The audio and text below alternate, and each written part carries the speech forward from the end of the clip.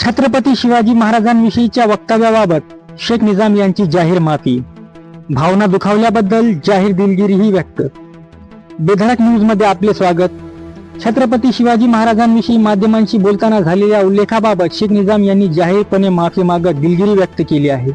Social मीडियावर प्रसिद्ध केलेल्या पोस्टमध्ये त्यांनी हा उल्लेख पूर्णपणे अनावधानाने झाल्याचे स्पष्ट केले असून कोणाच्याही भावना दुखावण्याचा हेतू नसल्याचे म्हटले आहे. पुढे शेख निजाम यांनी म्हटले आहे की माध्यमांना मुलाखत देत असताना छत्रपती शिवाजी महाराज यांच्या बाबतचा उल्लेख अनावधानाने झाला. याचा अर्थ असा नाही की माझ्या मनात महाराजांबद्दल प्रेम किंवा आदर नाही. बोलण्याच्या घाईगडबडीत माझ्याकडून तसा शब्द अनावधानाने निघाला. या वक्तव्यामुळे शिवप्रेमी बांधवांच्या भावना दुखावल्या असतील तर त्याबद्दल आपण मनपूर्वक दिलगिरी व्यक्त करत असून जाहीरपणे माफी मागत आहोत. छत्रपती शिवाजी महाराज हे महाराष्ट्राच्या अस्मितेचे, स्वराज्याचे आणि समाजाला सोबत घेऊन चालणाऱ्या विचारांचे प्रतीक असल्याचे त्यांनी नमूद केले आहे. महाराजांच्या कार्याबद्दल आपल्या मनात सदैव आदर असल्याचेही त्यांनी स्पष्ट केले. यासोबतच आपल्या कृतीतूनही शिवाजी महाराजांविषयीचा आदर व्यक्त केला असल्याचा दावा त्यांनी केला आहे. आपल्या व्यावसायिक संकुलाला छत्रपती कॅपिटल असे नाव देण्यात आले असून दरवर्षी शिवजयंतीच्या विविध कार्यक्रमांमध्ये आपण सहभागी होत असल्याचे त्यांनी सांगितले.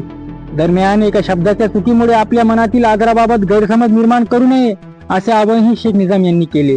तसेच या प्रकरणाचे विनाकारण राजकारण न करता समाजात शांतता, सलोखा आणि बंधुभाव कायम ठेवण्याची भूमिका त्यांनी व्यक्त केली.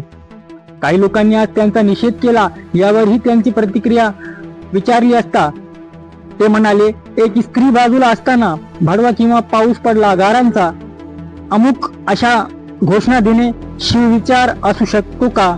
तर नाही. मुळात एकेरी उल्लेख अनावधानाने झाला का जाणीवपूर्वक हे तपासले पाहिजे. संबंधित व्यक्ती शिवविचाराची असेल तर समजून घ्यायचे.